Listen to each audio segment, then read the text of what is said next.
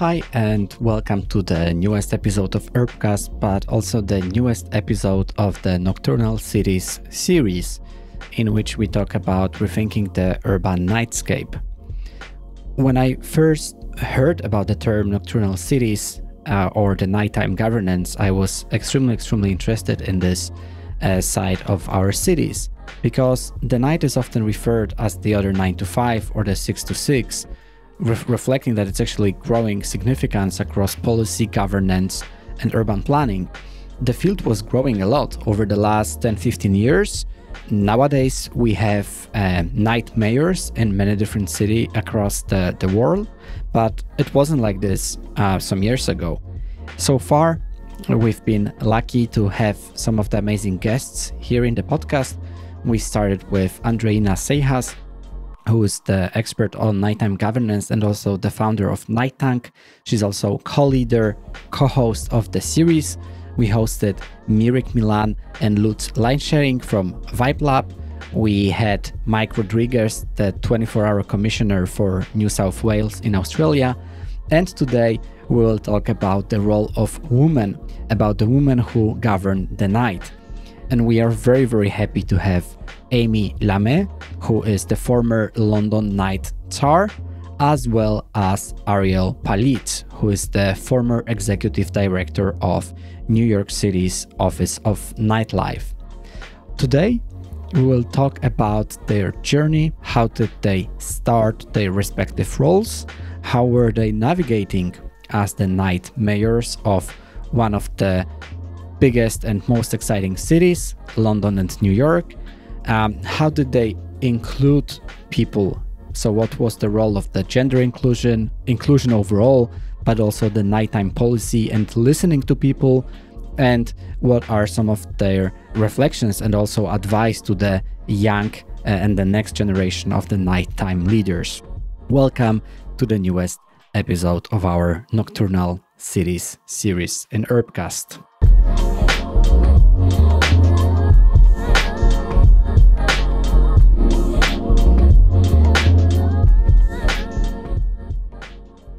This is another episode of our Nocturnal Cities series, and today we will be discussing how women run the night and govern the night, divide and conquer. And we have some amazing guests today, because I think that if we talk about the Nocturnal Cities, we couldn't not invite Amy and Ariel. Hey, great to be here. Thanks so much for inviting me. Yes, absolute pleasure. We are very happy to have you here, as we've been discussing with Andreina some time ago while scheduling the talks and while thinking and planning this series, that definitely the role of women has to be emphasized. Andreina, why is that? Could you give a short background to the listeners? Definitely. I'm very excited to have both Amy and Ariel being part of the podcast series, because as people who've been working very hard on the nighttime ecosystem for the past several years, I think it's really exciting to see and to understand how the night is a sphere that is not monolithic, that it determines, it's based on who we are, and we have to think about the night as a space that's inclusive. And sometimes, or most times, when we think about cities we're not taking into account the female experience or the inclusive experience. So from the nighttime perspective, it's great to incorporate that vision. But more than that, I'm really excited to have both of them, because they're both pioneers in their respective cities. On one hand, Ariel was the first person to hold the title of the executive director of the Office of Nightlife from 2018 until 2023 in New York City under two different mayors. It's a role that was created through her, and that she's a pioneer of this new proactive strategic view of nightlife for the city of New York, which is really exciting, and she'll tell us more about that role. And then Amy, similarly, she also spearheaded this role in London. She started this role, the role of Night Czar, in 2016. And it's fantastic to see how it grew, and how a very challenging position that involves coordinating from the Greater London Authority, coordinating all this efforts from a metropolitan level. And it's fantastic to have both of you here to share with us, not only as women, but also as leaders, as nighttime advocates, involved in this field. What is your perspective of life at night in your city? So I'm very happy to host you both. I'm also excited because we will be talking about New York and London, both global cities, which are expected to be exciting and live for the 24 hours, right? So this is something that we love to dive into today. But let's start at the beginning. So I'm curious about what drew you to your respective roles as the Night Czar of London, but also the executive director of the New York City Office of Nightlife.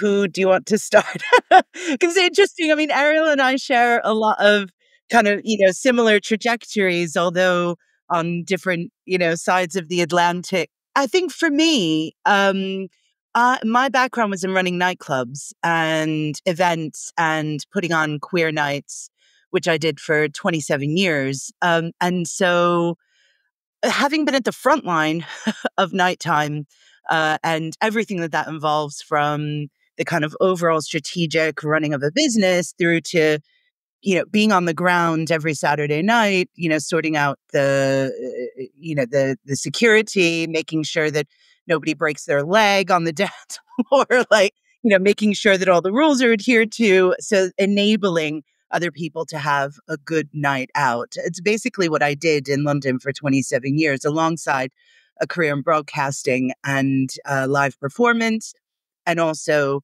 in community activism. And I had helped and spearheaded a campaign, chaired a campaign uh, called RVT Futures, and it was about preserving the heritage and the materiality of the Royal Vauxhall Tavern, an LGBTQ plus venue in London. We were successful in that, and I think that caught the eye of City Hall. I was invited to apply alongside about a dozen people they had written to, and actually they got over 1,000 applications. So I just applied online like everyone else, made it down to the final 9, then was appointed in 2016, in November 2016. And there was no sort of blueprint for the job. They're like, okay, you're the Night Czar now. Yeah.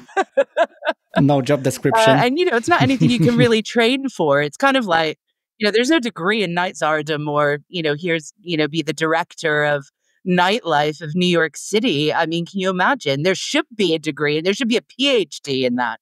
And Ariel should be teaching it, quite frankly. There's so much I could get into now, but I just want to say how important it's been for me to have Ariel on the other side of the Atlantic, even though she started a couple years after I did. This is very much a boys' game. It always has been, and I'm sad to say it always will be. But there is a sisterhood. And I am so proud that Ariel and I, through thick and thin, have been able to really form not just an important alliance, through our jobs, but also through friendship. And I really value that. So thank you, Ariel, for everything you've done for me and helping me, in times of need and trouble, and what should I do? And, it's helpful to have those opportunities to chat and to work things out. I feel the exact same way. Truly, I love you. Yeah, we No. really, forged a bond.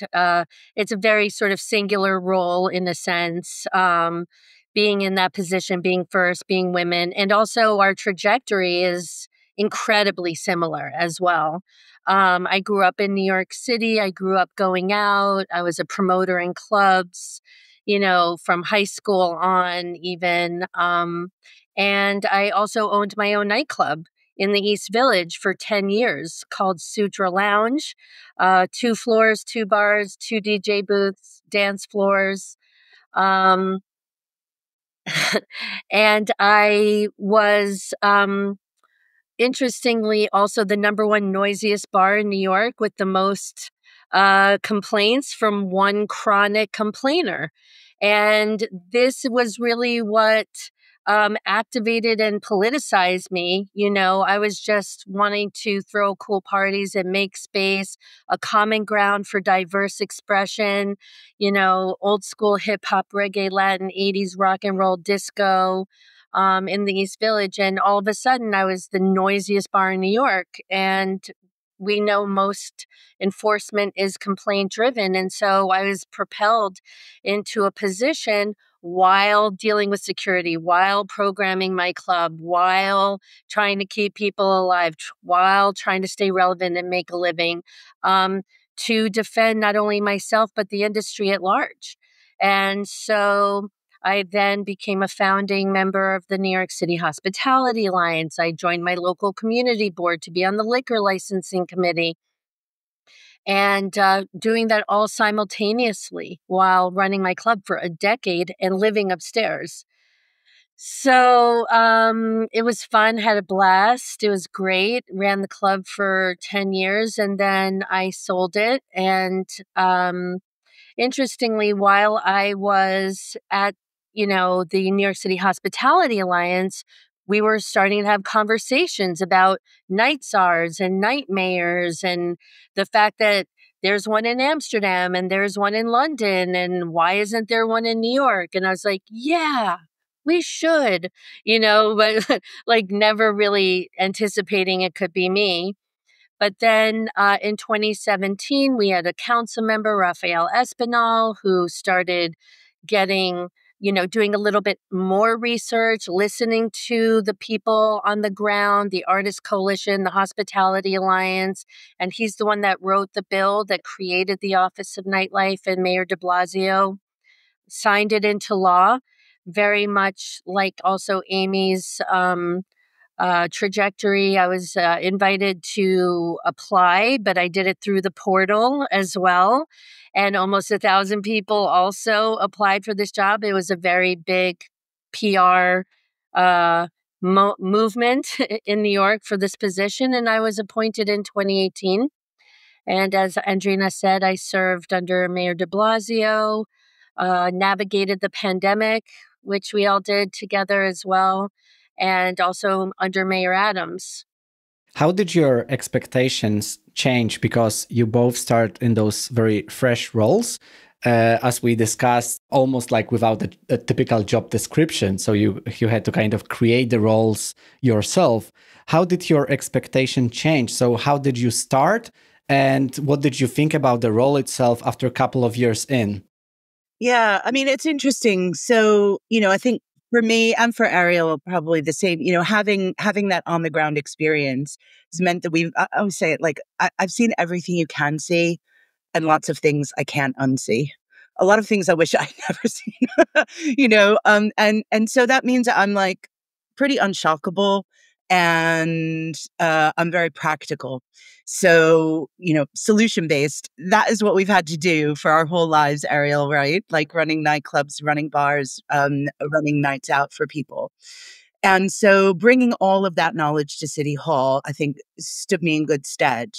I also had this kind of very deep-seated belief around the opportunities that nighttime give us, but also the inequalities that people face at night. And I learned this as a child. So, I grew up in New Jersey, moved to London in 1992. When I was growing up, my dad worked nights in a car factory locally, and then he left that job to start his own 24-hour plumbing business. And so in the house, when the phone rang, my dad, it was 3 a.m, my dad would be jumping into his overalls and going out to work. And so we had this work ethic. I never really kind of thought, oh, well, working at night is wrong or bad, or it's a time of great opportunity. But we also know now the inequalities that people face. So I wanted that to be a real focus of what I did, was to really put people at the center of the work that I did as Night Czar. I think there's another thing there as well, because particularly as women working at night, maybe we see those inequalities much more clearly than men do. And I feel confident in saying that, having been sort of, I'll be honest, like sexually harassed every Saturday night on my way home from work, just, from some drunk idiot, like saying horrible things. And maybe the guys don't have to think about that, but it really affected me, as it would do after a number of years. And so I really wanted to ensure that we were looking at nighttime in a holistic way.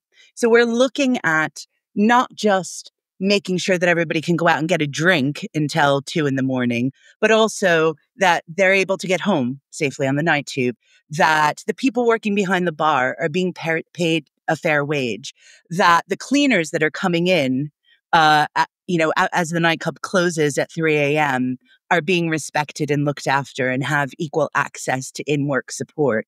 That kind of looking at things in the round that had never really been done before. And so I made it my mission as Night Czar of London to really take this holistic approach and look at our city in a 24-hour perspective. And so that's what my goal was at the beginning.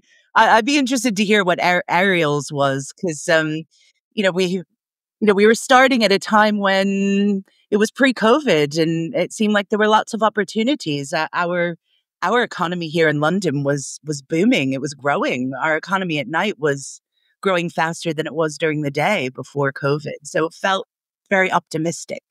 Well, to answer the first question, I think we, again, so in line, me and Amy, about what our vision and motivation was as operators. It was, very practical, very, clear to me what were the problems and what were the potential solutions. And then knowing I had this opportunity from the inside to make real systemic change.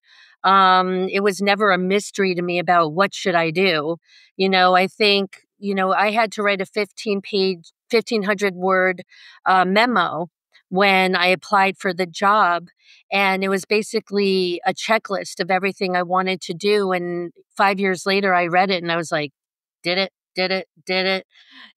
Like I really was so clear and focused. I knew exactly what needed to be done. And a lot of it was about social justice, fairness, equity, reframing a framed industry, helping it to be seen as an asset and not a liability, having the people being seen as an asset and not as a liability, and making sure we were elevating and appreciating the people that make nightlife happen and the people that enjoy it as well, and making it safer and healthier and happier and more profitable, and more than anything, respected in a way that it never had been. It has been a historically criminalized industry with an enforcement-based approach that never really took the operator or the creator into account.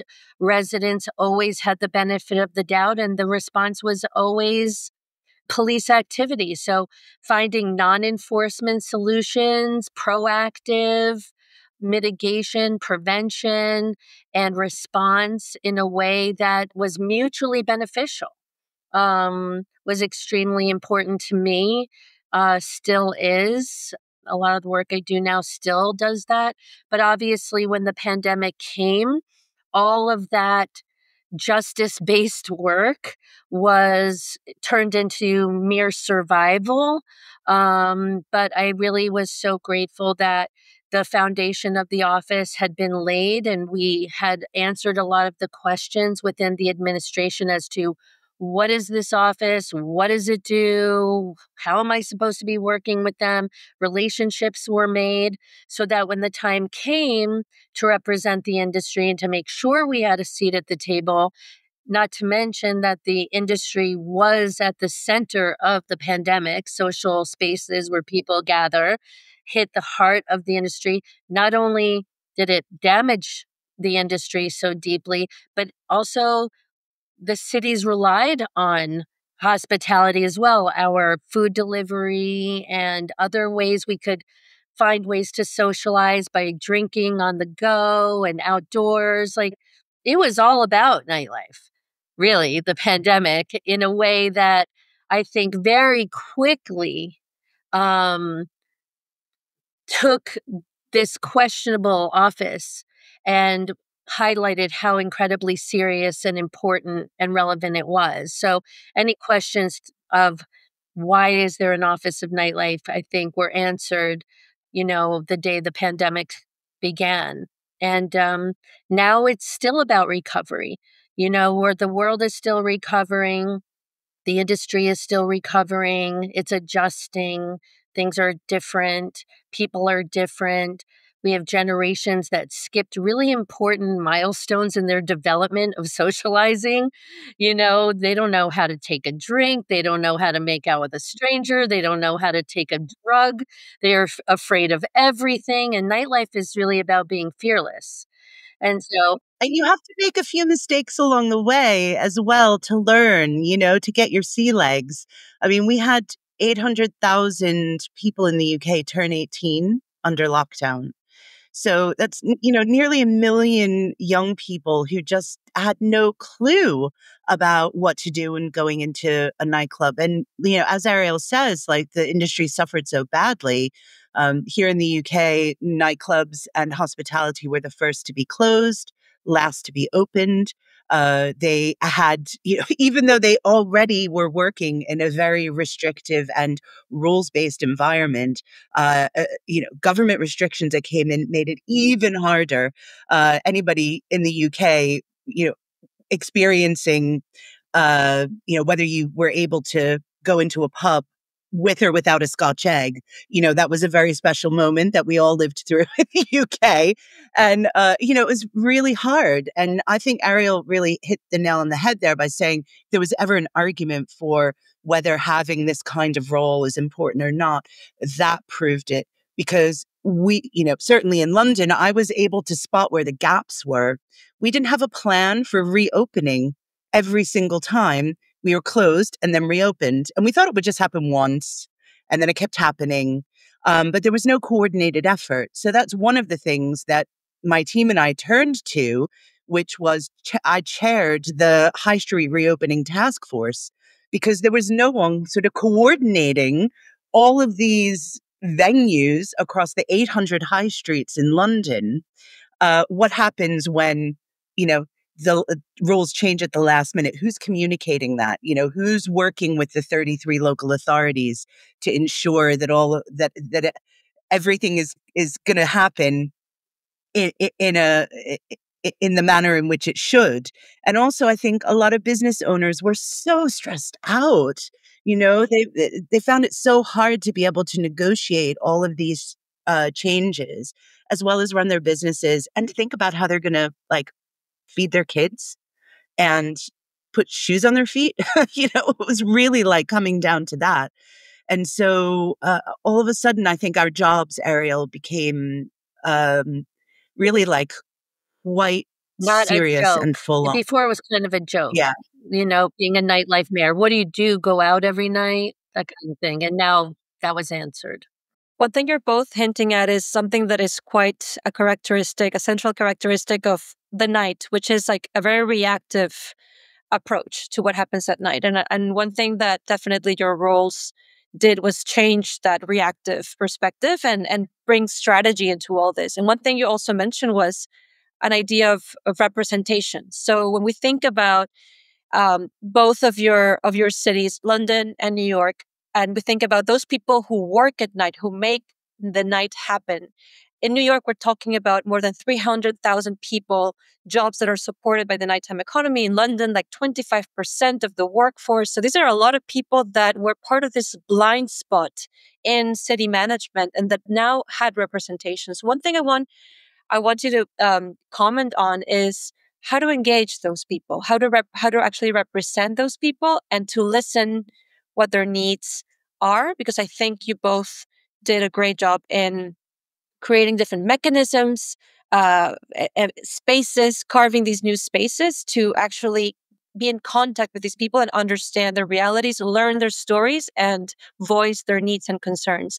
I wonder, Ariel, if you can share maybe a little bit first about that listening tour you did years ago, and then Amy, you shared also some of your experience. Sure. I mean, I think even though, especially as former nightclub owners and nightlifers, and being on the community board, you feel like you know what the problems are already.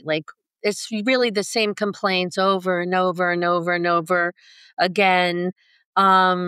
And when I came in, I really at first was just like, okay, let's just be about solutions. I don't want to hear about the problems. Let's just talk about the solutions. But then I also understood that people also really just needed to express themselves and wanted to be heard and to say it in a room where people were listening, where by people who could do something about it.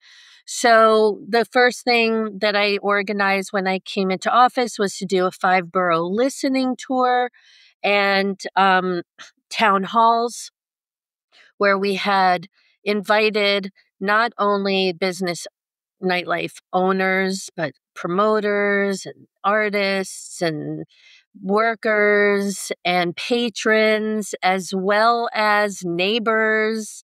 And everyone told me it was going to be chaos and a bloodbath.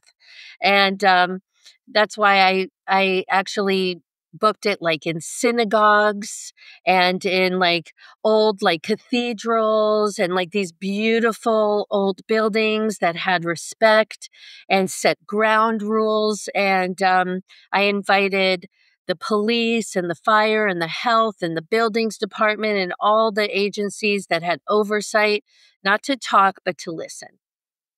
From there, we were able to really distill what were our priorities, what were their priorities, and how do we make sure that there's a feeling of safer spaces and equity and harm reduction and cultural preservation, as well as business development and streamlining red tape and having cure periods. And also, our office was a non-enforcement entity. Being able to have an office that in the mayor's office, that people, whether you felt you were being discriminated at the door or by an owner, or if you felt you were being harassed by a police officer, or if you felt there was excessive enforcement or unfairness, you could reach out to the Office of Nightlife as a safe space to complain and to look for help without fear of retaliation, without fear of summonses, revocation, stipulation. And so being able to communicate that as one of them, as a former operator, as a former promoter, to build that trust. And to also build trust within the administration, to build the trust of the police and the mayor's office and the council members, to let them know that we are here to find mutually beneficial solutions that work for everybody. It's not about what can you do for nightlife, right? It's about you've got that complaining neighbor that's not just harassing or making life difficult for the venue, but also for the elected official and also for the police wasting their time and money and where they could be dealing with real crimes. And so how do we find a way to resolve those issues that solve everyone's issue with that instance? And so that was sort of one approach we did.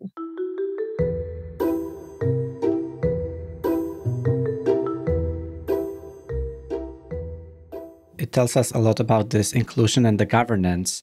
And while speaking about that, I think it's also a good segue to talk a bit about the safety. And here over to you, Amy, because I was also wondering, how did you create this sense of belonging and inclusion? I know that one of those great initiatives was the Women's Night Safety Charter. Could you also embed some of these elements into your story? Yeah. Something I'm really proud of, to be honest, Marcin. So I'm really happy to talk about it. I want to touch just briefly on some of the things that Ariel was pointing out, because I think having those conversations is really important. And I'm such a firm believer in policy decisions that are made, not just from people that are sitting behind a desk thinking, oh, this is the right thing to do, but actually getting out on the ground at night, seeing things with your own eyes, and encouraging, in our case, we have 33 local authorities in London, working with the local authorities for them to see as well, because a lot of councillors and representatives, they don't go out at night. they didn't know what was happening on their own patch at night, or they had preconceived ideas. So one of the things that I set up straight away was our night surgeries. So it's the idea of kind of taking an MP surgery, usually where a constituent would go to meet an MP and kind of talk about their problem.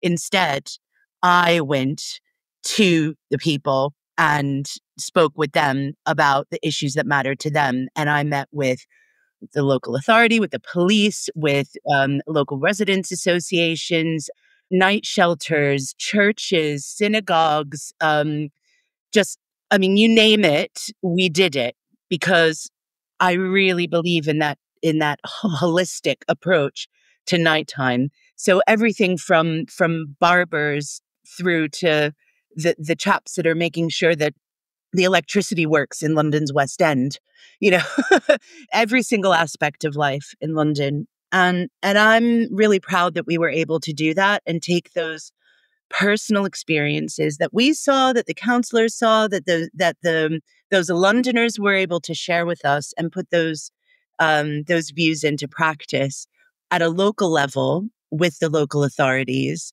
by encouraging each of them to have their own nighttime strategy. You know, it's a bit of policy, like wonky policy stuff. Ariel knows how much I love my policy, but it's so important because you need that structure. You need to set the bar for, be it the 5 boroughs, the 33 local authorities, whatever, whoever it is that is governing in your city, to take that responsibility and say, you have to plan for what goes on in your area at night. No longer is it sufficient just to enforce, like what Ariel said. We have to plan. And by planning for nighttime, then we shift that energy. We shift the energy from cracking down to actually saying, what kind of nighttime do we want in our area? And for some people, you know, it was like, well, we want the library open till midnight. You know, I mean, and some areas were able to make that happen.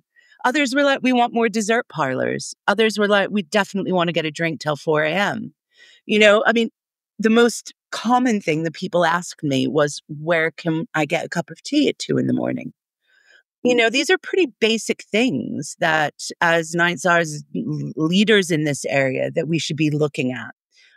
So I'm proud that we were able to do that in London. And I think there's a total at the moment, it's probably about 12 local authorities that have their nighttime, their strategies. These aren't easy things to do, because you have to engage. It has to be done in collaboration with local people, which is a good thing. And one of those elements is actually safety for women and girls at night. And, you know, this is something that I think should be close to everyone's heart, regardless of whether you're a woman or not. Because if we make places and spaces safer for women, we make them safer for everyone. So everyone benefits from this. You know, when I first started as Night Czar, it was the number one priority for Londoners, was safety for women and girls at night. And you didn't have to like twist my arm on that one. Quite frankly, I was like, I'm there. I know, I live it and I know it. And so what can we do to solve it? And that's when we came up with the in collaboration, in partnership, everything in partnership. We put that together, 7 pillars.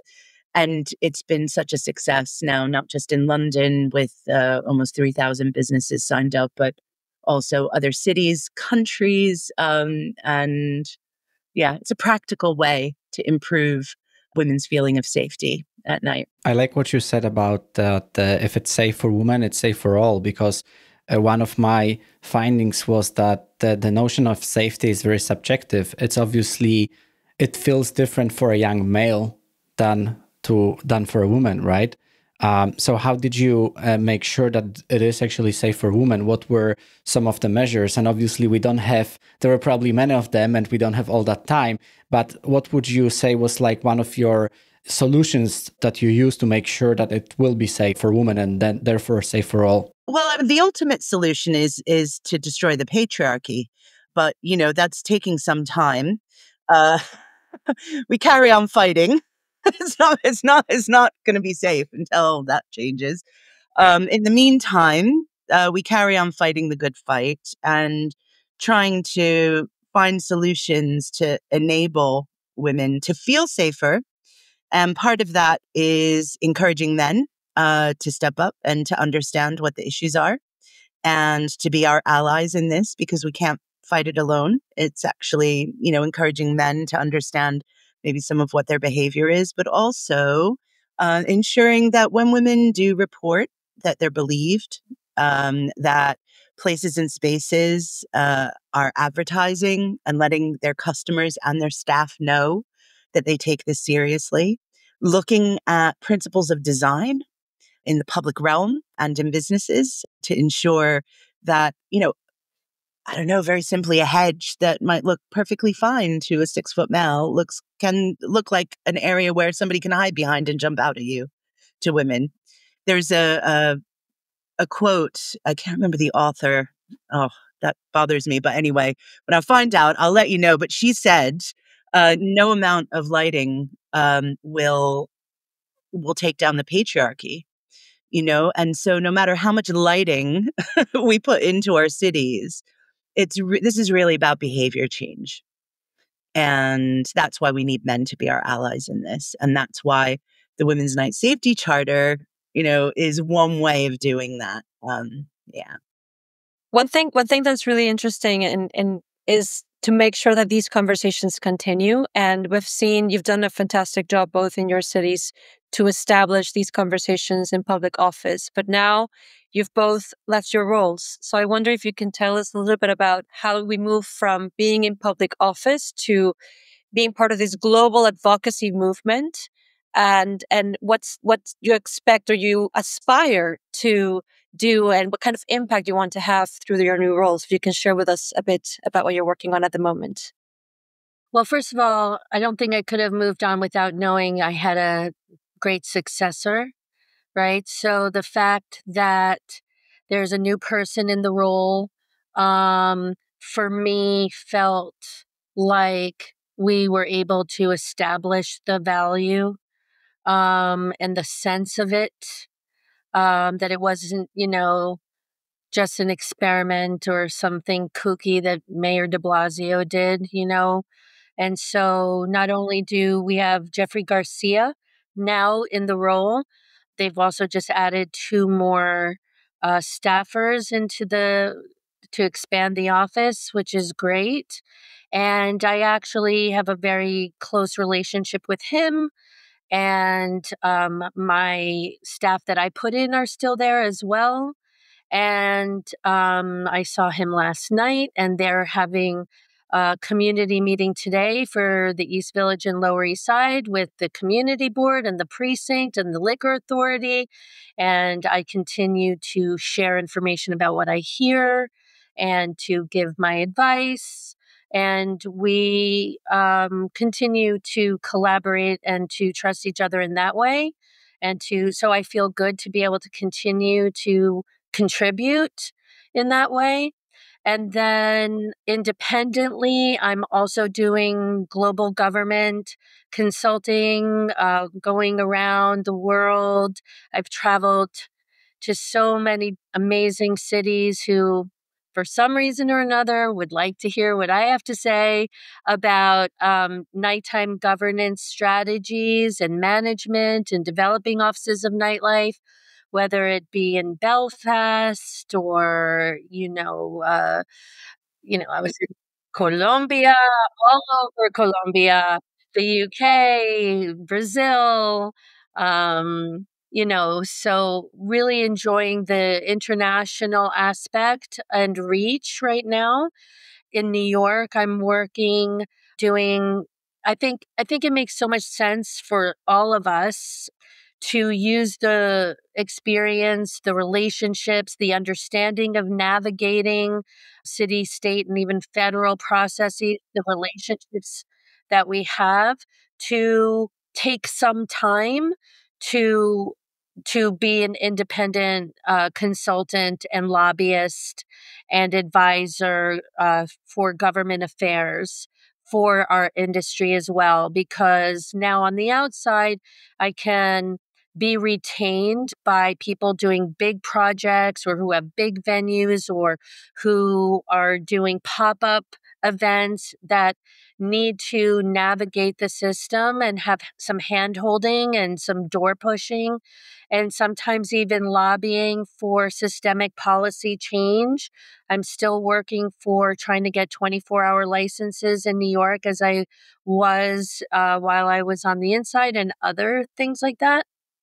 And so, again, with my relationship with the Office of Nightlife or with any agency, I'm able to solve problems and help people manifest their visions and get great things done. And so that's extremely satisfying and fun, and more profitable, more freeing.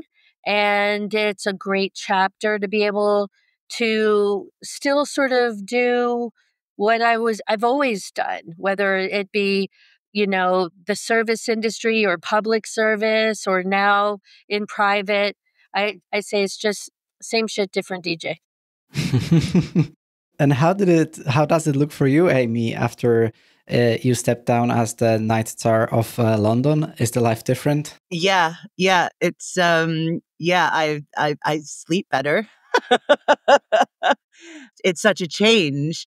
But similar to Ariel, I'm working independently, set up my consultancy, 24-hour cities. So, doing similar things to what I did before, but doing it at a different pace, and at a different level because, having such a huge strategic role over an entire city, there's so many amazing things happening that you'd love to get involved in, but you've got like a million other things to do as well. And it's, that was one of the things that kind of frustrated me thinking, oh, well, that deserves more attention, or, I wish I could help them a bit more, or they really need a bit of advice.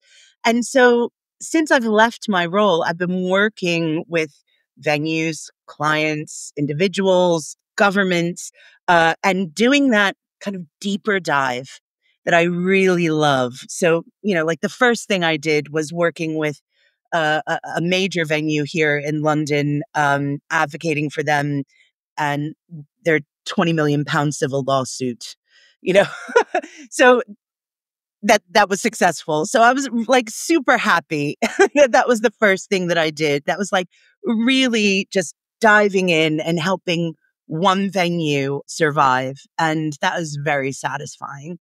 Similar to Ariel, I've been traveling a lot, been to Cork, been advising them a little bit, and also just concentrating more on my broadcasting career, which, I'd always had running in the background as Night Czar, but now I'm just able to spend a bit more time playing records, which is my favorite thing in the world. And, so I'm still doing that on Six Music, on BBC Six Music every Saturday and Sunday mornings. I wonder what piece of advice, based on all your experience and all this great trajectory you both have, you would give to this next generation of nighttime leaders, particularly to women who want to get involved in this emerging field. Exactly. I think this particularly to women is an important part. As you said before, it's a very male-dominated field. Well, being a woman in the world in general, I think we are more in tune and have deeper sensitivities to the human condition, or at least in a different way that makes you more empathetic and aware of where there might be suffering or there might be injustice, or being able to be more creative on creative solutions that are, again, mutually beneficial and are non-enforcement and are able to resolve things for long-term solution rather than a temporary fix. And so whether it be working as a nightclub owner and being able to be aware of people who might be in a dangerous situation or who maybe need support in a special way. So that kind of intuition, so to speak, I think is really powerful and important in positions of power.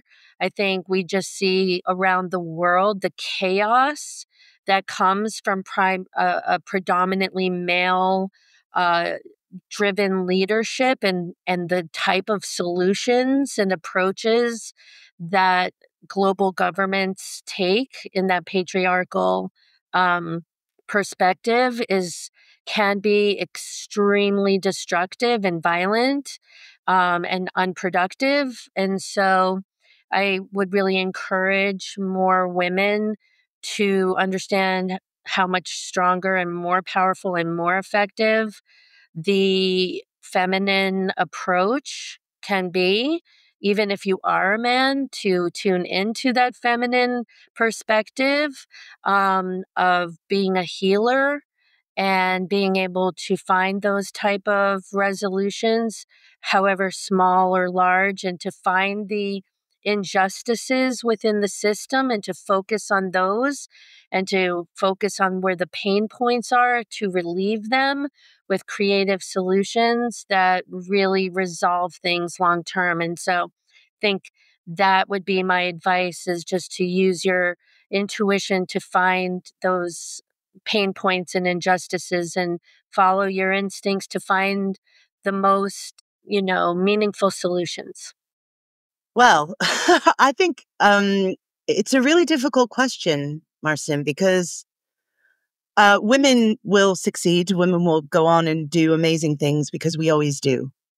But I think it would be remiss of me to sit here and positively encourage women to get involved in an industry that is so misogynistic that it is quite painful.